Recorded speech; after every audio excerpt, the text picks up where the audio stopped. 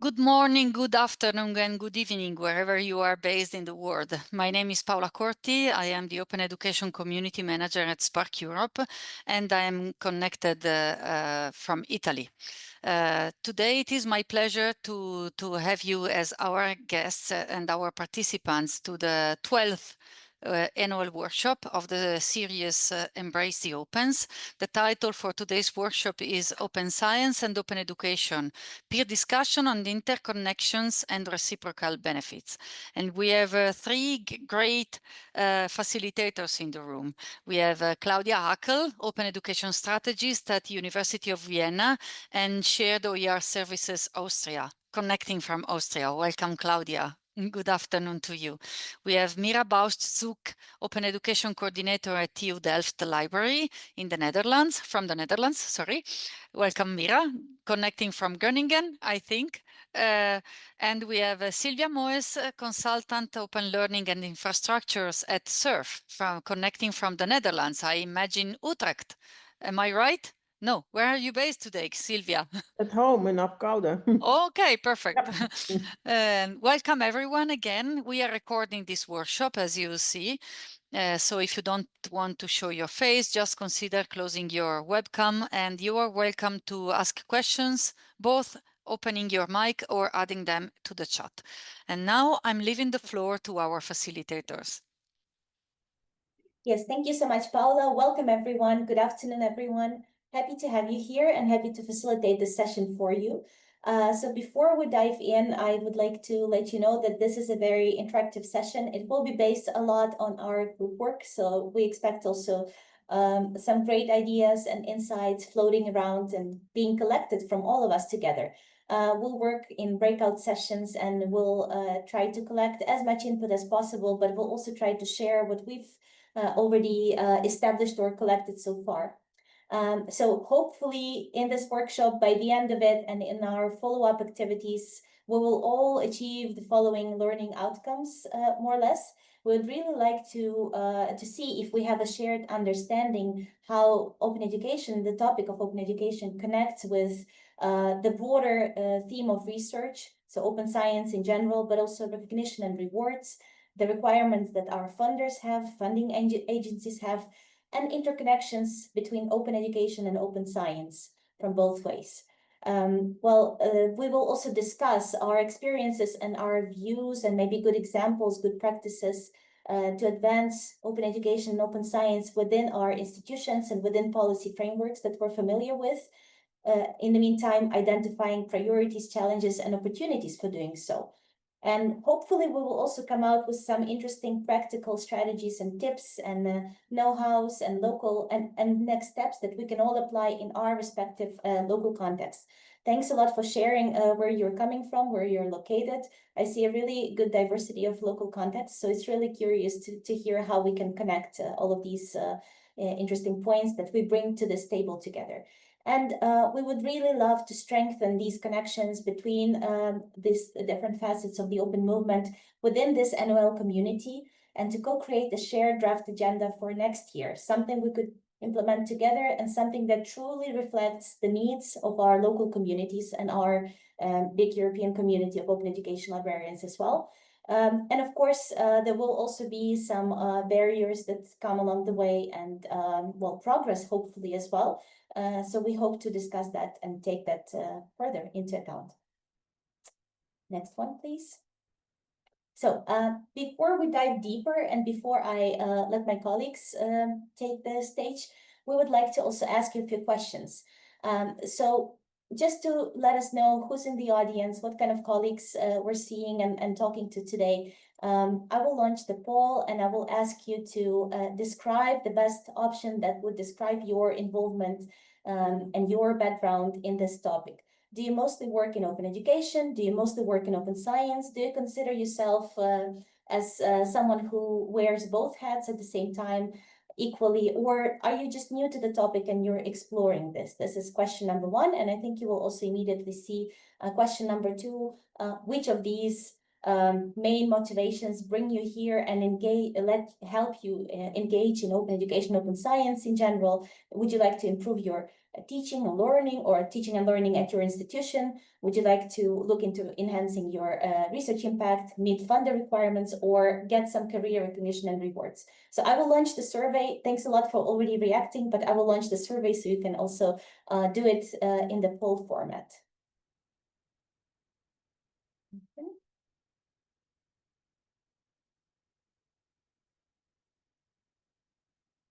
So hopefully you can see it on your screen. Yeah, thank you for confirming that. Please select what applies to you in both questions. I'll give you a few seconds to react.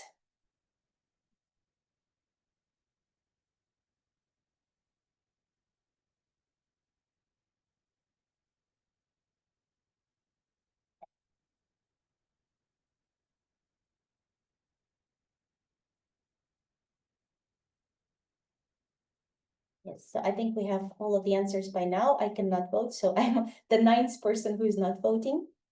Thank you so much.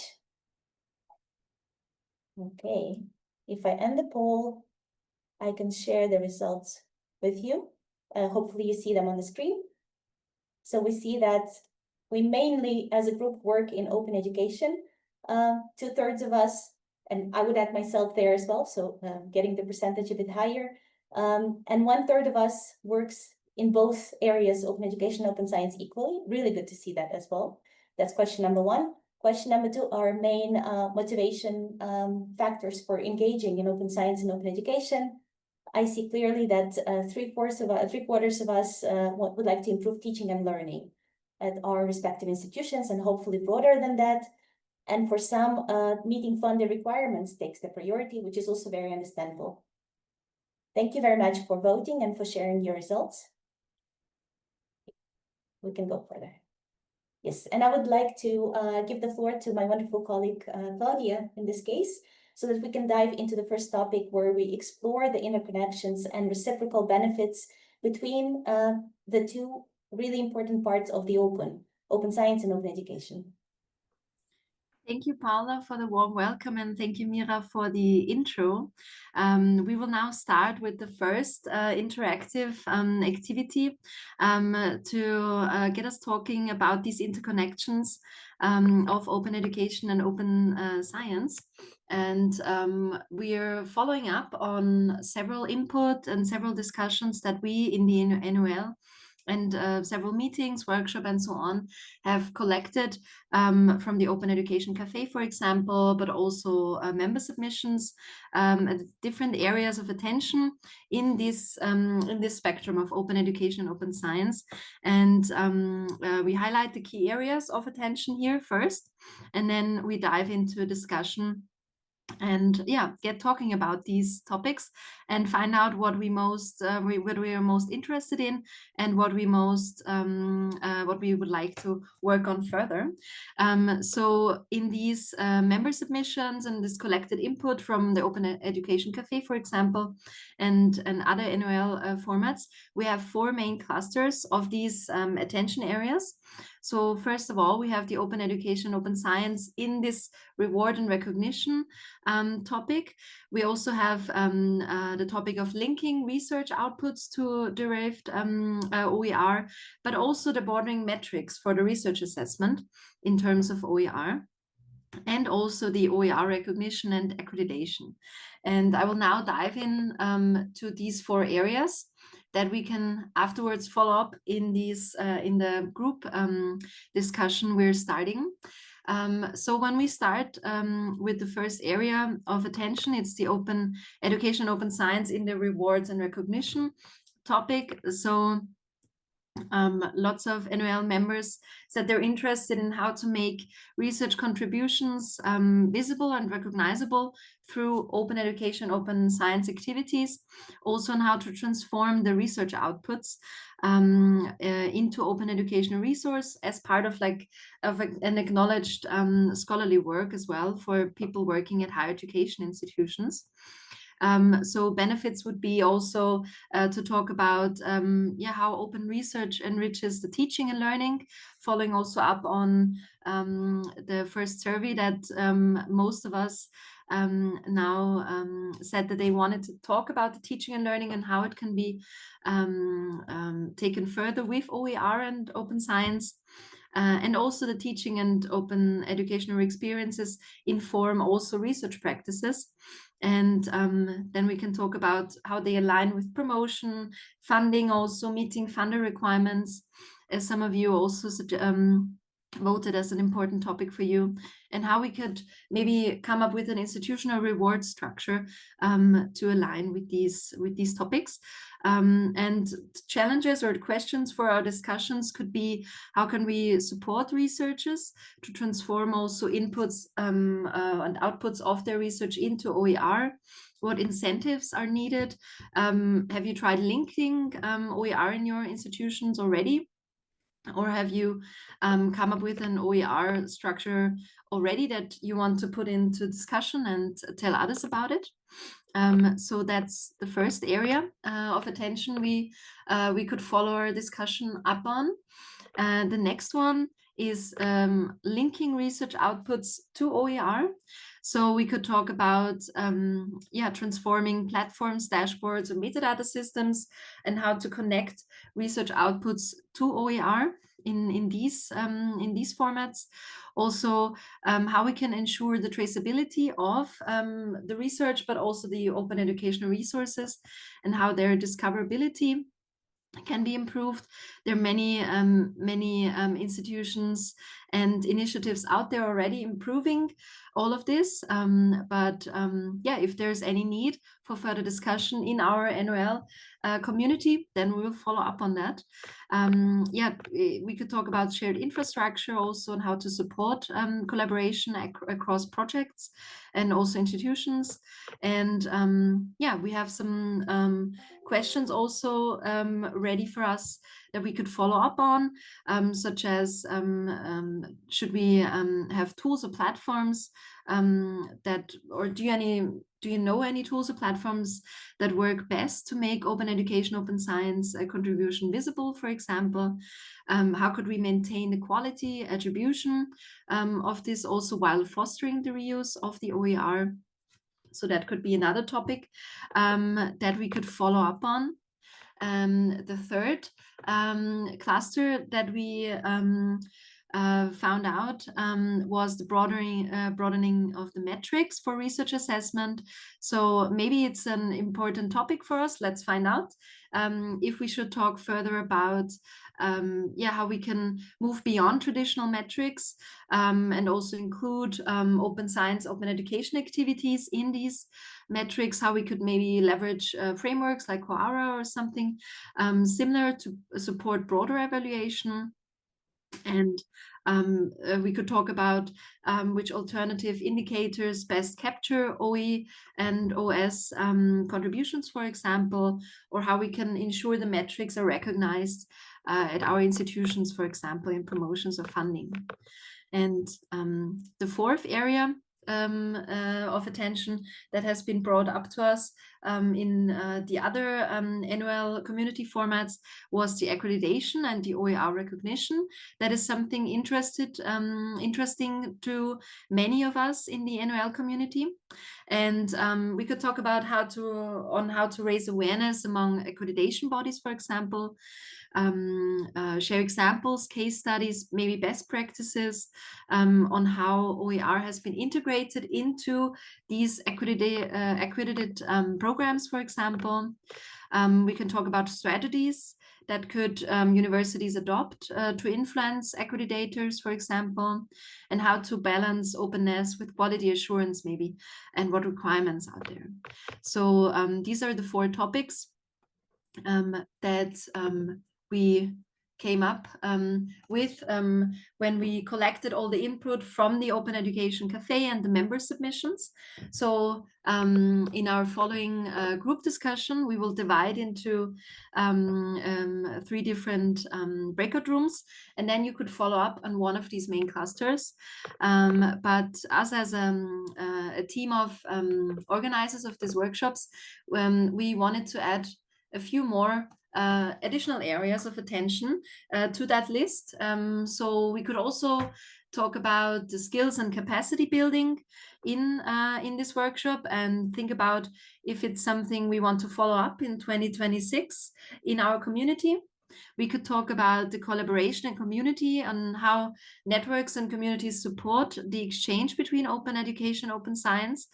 We could share best practice, peer support, or join in projects to maximize these benefits across all our institutions. We could also talk more about the student and learner engagement, and talk about how we could involve students in co-creating OER, for example, also from the open research perspective, undergraduate research perspective, and how to enhance both the teaching and the research outcomes. But we could also talk about community management at our institutions. Are there any best practices, any benefits between research and teaching that we want to follow up with, or facilitate collaboration on this aspect? So that would also be something that we could follow up beside of many more topics. So we're bringing to the table now these 8 different topics. We know that there are many topics out there, but let's start with this list. And we would like to know from you what sparked the most interest in you now that I just briefly covered all these 8 different areas. And now the second survey has started, and it would be really interesting for us to see what brought your attention when you now look at these topics. What are the most important or most relevant areas of attention at your institution? And I see the first ones already giving an answer, submitting an answer. So thanks again. We would be really grateful if you could just quickly tell us in the survey what is the most relevant area of attention to you. And then we will divide into groups and dive in the different topics, so we can get talking and discussing what we want to work on. Okay, I see it's working. I'll just wait for a couple more answers, and then I can share the results. So let's have a look. So which topics are most relevant for all of us to continue on? We have the rewards and recognition topic in open education, open science, but we also have the topic of linking research outputs to the OER world. Also the broadening metrics for research assessment onto also metrics for open educational resources maybe. And then we also have a vote for the community management for educators and researchers. That is also important for one of us here. Thanks so much for just quickly sharing what you think is most important for you. We will now dive into let's get talking, and we'll dive into a group discussion. I will divide us all into 3 rooms, and then you can decide if you want to pick one topic from the provided list, or you want to add another topic maybe. Let's see what we come up with. And I will just quickly share a document in the chat.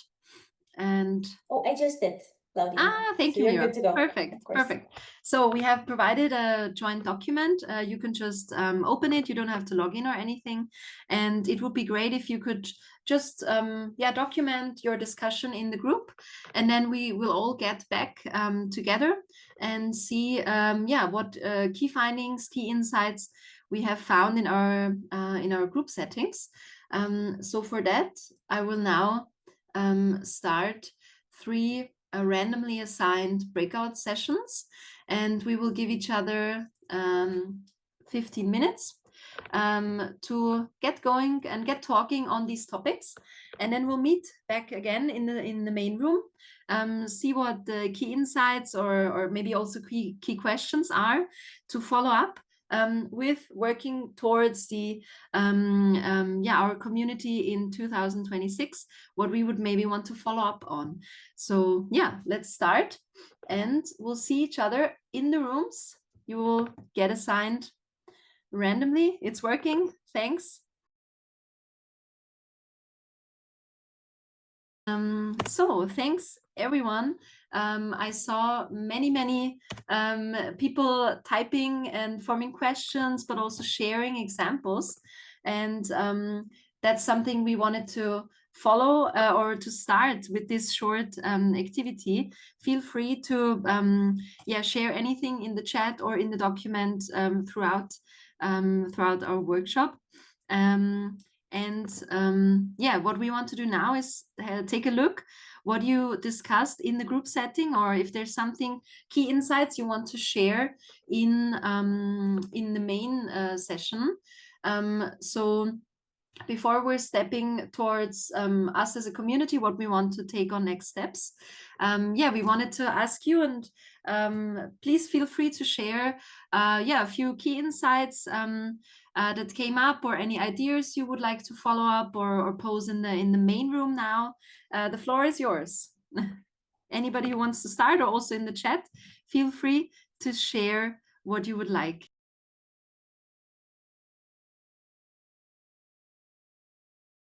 Go ahead, David. Yeah, thank you. Maybe I want to share something that was not part directly of that discussion, but something I noticed once again is that kind of this the connection between open education and open science. I think for librarians, for scientists, for academic staff within institutions, kind of is a foregone conclusion or is given. But for whom it's not, it's usually kind of the people who have to give the funding and have to understand kind of that open education and open science, even if they go together, open education is not immediately addressed just if you have a section where you go like, well, open science is important for this project, so we're done. And then we can just forego whatever open education, what actually comes under that. And I think that's very important, that we have to kind of figure out how to get funders to understand not only the connection between open education and open science, but also that both are separate, that open education has its own standing and has issues that we cannot simply address by just going, well, open science gets the funding, so let's just go with open science, and then we tend to forget about open education in the process. Thank you for sharing these thoughts. Would it be something that would help us, but also us as a community, to share how we manage this situation in our institution or in our country, maybe? Because I'm sure different countries have maybe different policies where maybe all open education, open science align, but maybe also not align. Maybe this could be something we could follow up in maybe a following workshop or so, that a few maybe best practice or just any practice maybe share on how they get their funders or their the people in the funding department in this area up on board. Would that be something we could maybe follow up on? I see some thumbs up and positive info. Okay. Since this is something we also wanted to address in the workshop, to see what we as a community want to do next, or to maybe have topics we want to follow up. Okay, thank you. I didn't want to interrupt the thought process, but I just wanted to follow up. Anybody else who wants to share key insights or thoughts or examples, feel free to hop in.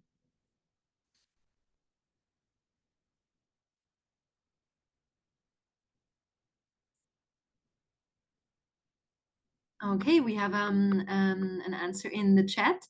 So also the strategy work with the accreditation criteria sounds quite interesting. that also can create a strong external force to make educational programs. So maybe this is something we could also follow up on. Who owns the accreditation criteria, or also how can we on what level would we be able to influence? In our group, we at the end we briefly talked about the accreditation concepts that are out there in the higher education sector. So that could also be something we could work on as a community to follow up this rewards and recognition accreditation topic. I'll just quickly also have a look in the chat.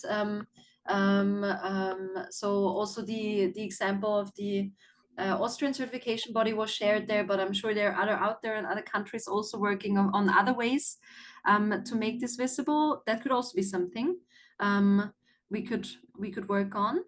I see another message in the chat, also the inclusivity of OER. Do you want to share any thoughts on that in the main room? Hello, everyone. Thank you for giving me the opportunity, Claudia. We already discussed about open educational resources. There are so many open educational resources available in the world, but the work that I have done with World Institute on Disability as a fellow and the work that I'm doing in Asia, the main question is, many open educational resources are being designed for and by persons without disability, but we are not involving persons with disability into the whole process throughout that. They are creative, they are innovative. So I personally feel that when we are designing open educational resources, these resources should be inclusive in terms of not only accessibility and language, but also to involve these persons into the process so that they can also contribute their part. I'm just giving you an example. I have a forum and I introduce an open educational resources academy where different people from different walk of life participated and shared their stories. Not only persons without disability, but with persons with disability as well. That was just to give an idea to the world how creative persons with disabilities are. And what the world is saying is that, wow, we have millions of resources, repositories are available, but where is the visibility of most of the persons with disability? They are creative in writing stories, novels. They can contribute into different chapters, into different academia portions, but it's very important for us to, and this is the last statement that I would like to say, that persons with disability in the field of OER are passive recipient of knowledge than active contributors, because with and without disabilities are not working together. So it's very important that we should work into the inclusive aspect of open educational resources. Thank you. Thank you so much for following up on that. We also have an example in the chat, so I will also add these in our document so that we can all access them later. Also, this inclusivity topic, disability topic in terms of maybe student and learner engagement, I see in the document was also sketched up there as a topic we could follow up on. So there are many examples also for challenges that were tracked in the open education, open science rewards and recognition topic. So since I know that we didn't put these in our group because we worked on different topics, I would like to ask the groups that worked on there to share any key insights on your discussion, maybe also with the challenges in the rewards and recognition area. Who wants to share any thoughts in this topic? Maybe Mira, Sylvia, depending on which group you were in, do you want to share any thoughts on that? I can share. It was also in the cafe, the example of Valencia. They work for years on open education, and they started, I think, in 2007 or even before, and still active on it. And it's in all layers of the institution integrated. And there's money now for programs, and faculties have to write proposals for improving their education based on an institutional strategy.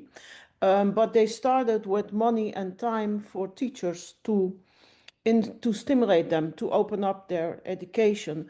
And now the money is scaled up to big programs and support by experts. And even the students are helping in co-creating and giving support to teachers who want to create, for example, video clips in studios that are set up interactive in a very nice way. They create materials on MOOCs. The whole infrastructure from webinars is open source and automated, recorded, translated, and available. So the whole infrastructure, the support, the strategy, all the managers, everyone is aware of the whole program.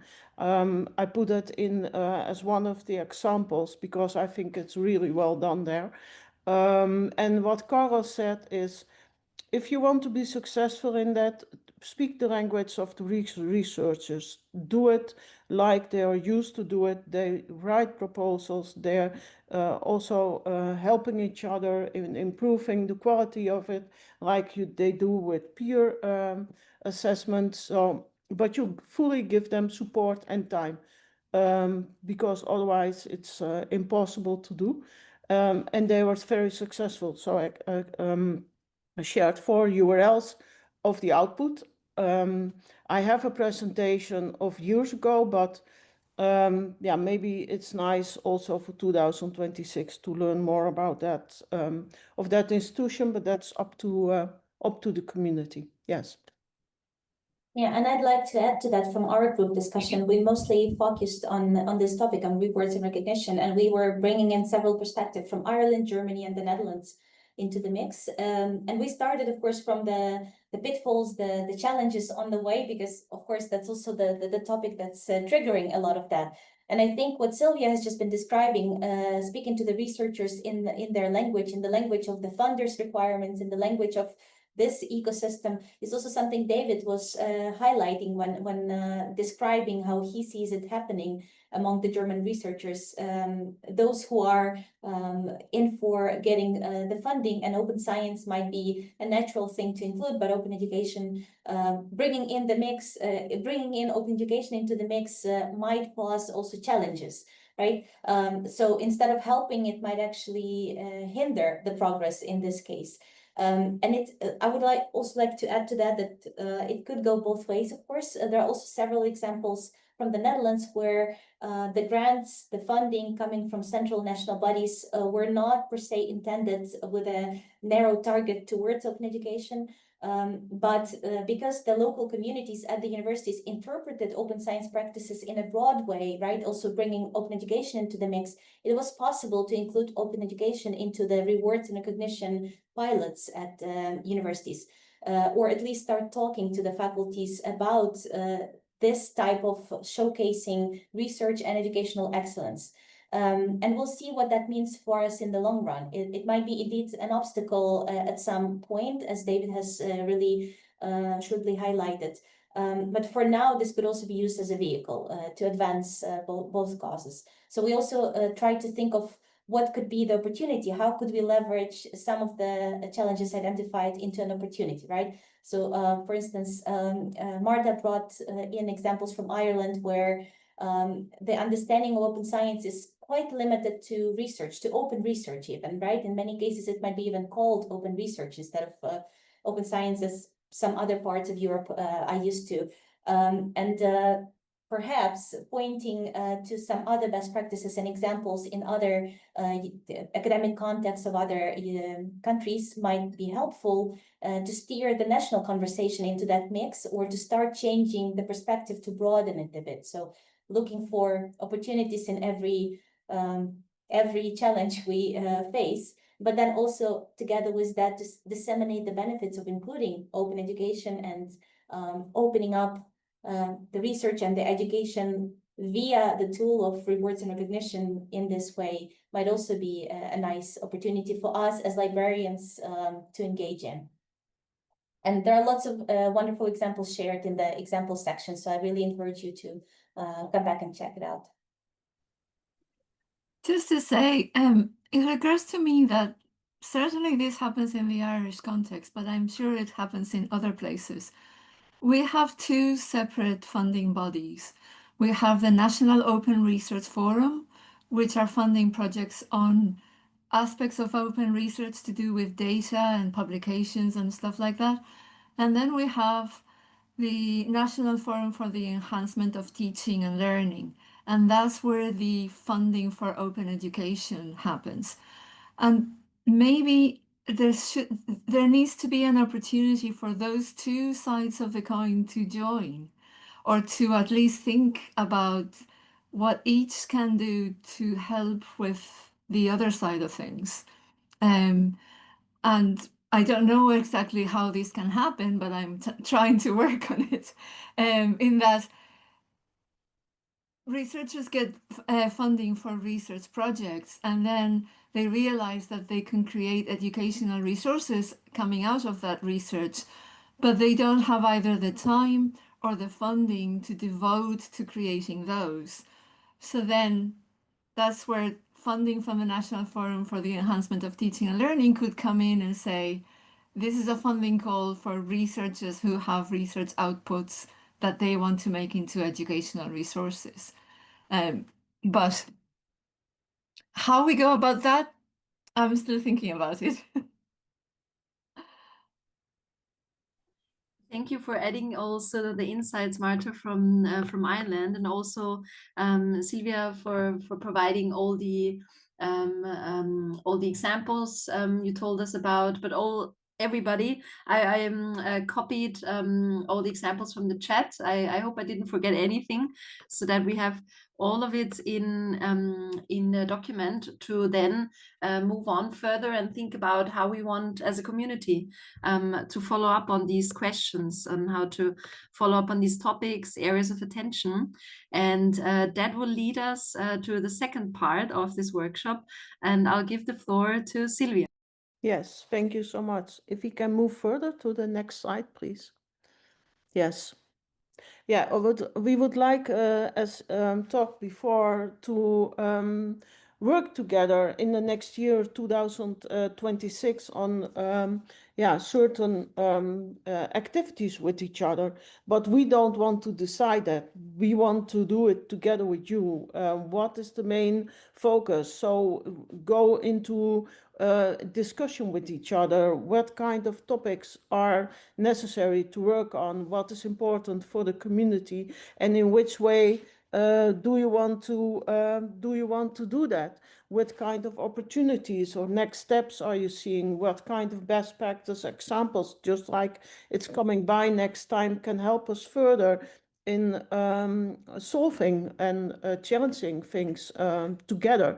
So the 8 topics that we talked about and discussed about, we now have another form for you ready to work together in groups again, and to share about ideas, priorities, and what kind of things you are thinking on that we can do together in 2026 with each other, and also with what kind of outcomes do you expect from that. So we have a little bit of goal setting that we can work on. I think that's more or less the introduction to the topic, because the format is set up very well by Claudia and Mira, so it will speak for itself. Yes. Thank you, Sylvia. I provided the next collaborative document in the chat, and I will open up another 3 breakout rooms where we get randomly assigned to. And then, we can start talking about what we want to do as a community. Yes, so thank you so much. Yes. I'll open it and let's see each other in the breakout rooms.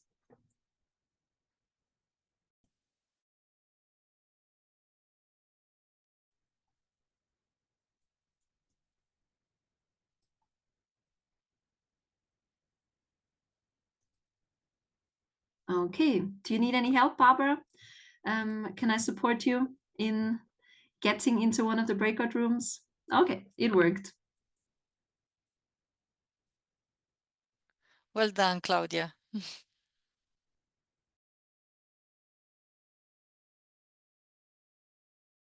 thanks everyone for the active discussions. At least my group had a very active one, and I saw a lot of other fields being filled in by other groups in parallel. And it's really curious to see what kind of next steps, follow-up ideas, maybe even specific initiatives you came up with. It's really valuable that we can share this experience, not only now, but throughout the coming months, the coming years, hopefully. And our intention is to continue facilitating that as much as we can, given the limitations, but also the beneficial things of our positions, of our institutional positions. So I wonder if anyone is interested in sharing what your groups have discussed and what interesting, maybe out of the box ideas came out of this, or maybe already existing formats that you see are particularly useful and beneficial for this type of equipping each other with knowledge and experience.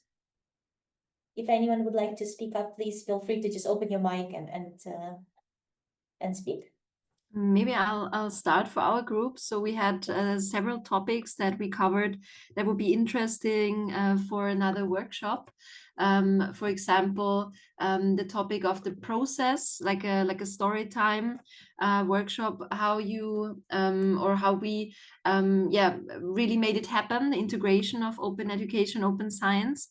Not mapping out how it is integrated already, but more on who did we talk to, how did it all came along, and maybe also mapping or making visible the different stakeholders that we talk to in like an infographic or some kind of collaborative document or whatever it may be, would be really interesting for us. And hopefully for many more people, and also sharing like practices that we have, for example, already up and running for OER communities or so. We could also make them visible, maybe in the OER world map, for example, or in some other joint document, and share the communication bundles that we used in how to get people on board at our institutions, depending on which target group. So that were just some ideas that we have. If anybody wants to pop in from our group, feel free to add any more, and I'll give the floor to anybody else that wants to follow up. If I may, Munir and I were in a group of two, but we had a really interesting discussion that took on a global spin, as Munir's from Pakistan, I'm from Germany, and I started by saying, well, we in the Western world should be aware of our privilege, because we tend to have very good infrastructures due to good funding. And then we talked about how to collaborate or support collaboration across borders and even global regions to support different regions of the world. And I think Munir would be in a much better position to tell us the project he's working on, but it was very, very, very interesting.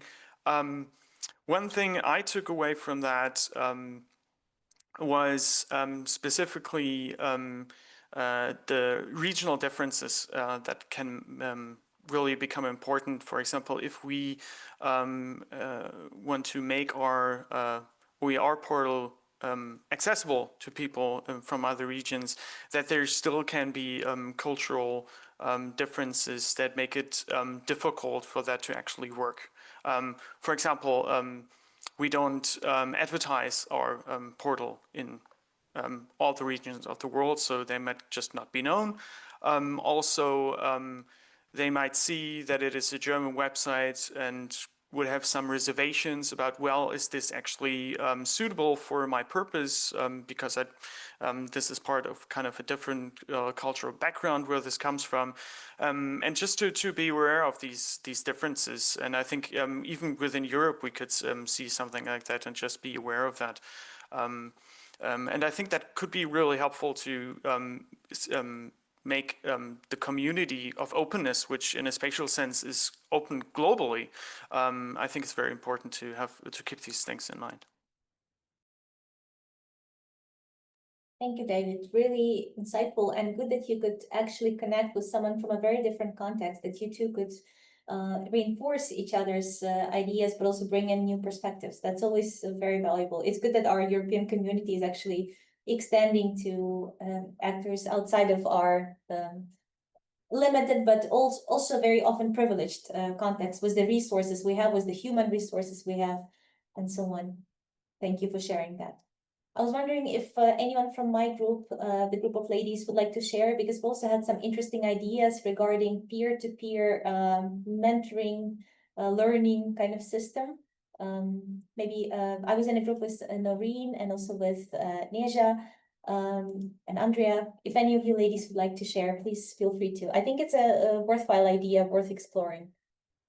Yeah, maybe just to start, of course, as you already said, we had the idea that if people are, so to say, on their way to more openness step by step, it can be that some are, at the very beginning, at the starting point, and some are already involved since a couple of years and moved further forward. So the idea of really, like talking to each other and having exchange, and also the option for like almost mentoring or tutoring, we called it, is of course something that is for both sides interesting. That's the point we got out of that. And so this could possibly be a step where we have a look also for this group, if, there are people that would like to have a direct contact, or, well, one-to-one, or maybe in a very small group to, kind of learn from each other for both, and also have the option to ask the other direct questions on specific topics, for example. And I think, that was one idea that came up in the group too, that we in this round really liked. Yeah, thank you. Thank you for sharing. I think a really good one. If we could match the needs with the expertise present, because we see how much expertise is present in this network, right? This is workshop number 12, and we've been solely relying on each other's expertise to bring up these topics and share the knowledge with each other. That would be wonderful. And you're totally right that both sides can learn from each other, not only the mentor, the mentee from the mentor, but also vice versa. If we even choose to use such words, right? It's also a peer-to-peer kind of collaboration. That would be great. Maybe someone from group 3. I imagine there were 3 groups participating. If you would like to. Oh no, that was David, of course, who just shared, of course. Any other interesting observations or ideas that maybe just came up right now as we were discussing this?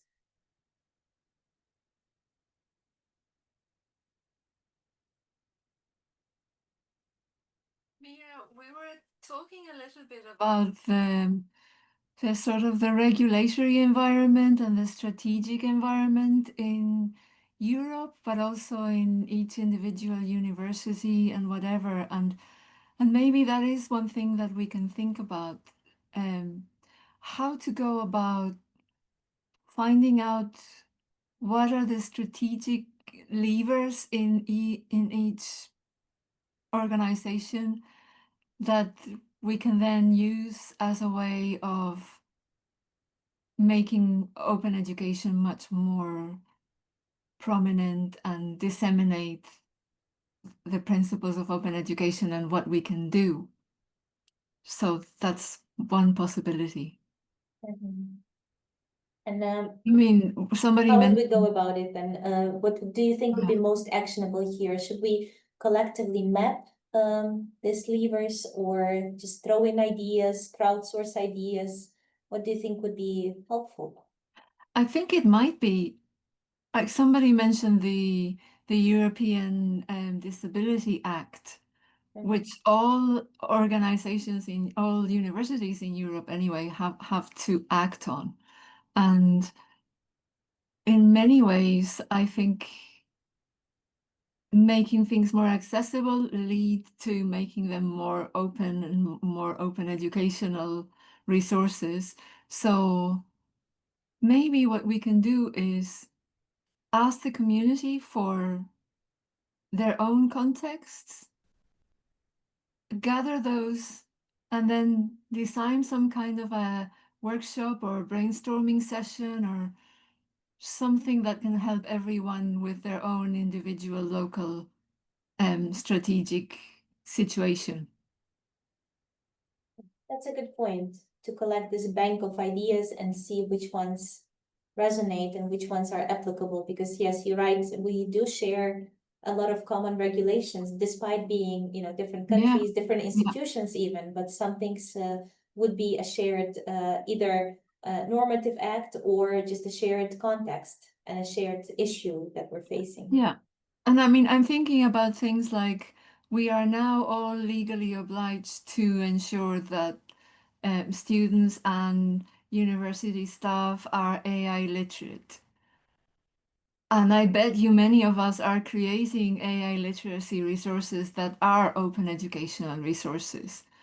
So how can we leverage that requirement for a university to do this with, we can do this using an open education approach? Yes, thank you for the good points, Marta. Thank you so much. Given the time, we should move on. If Claudia, if you could switch the slide, please. So to the next one.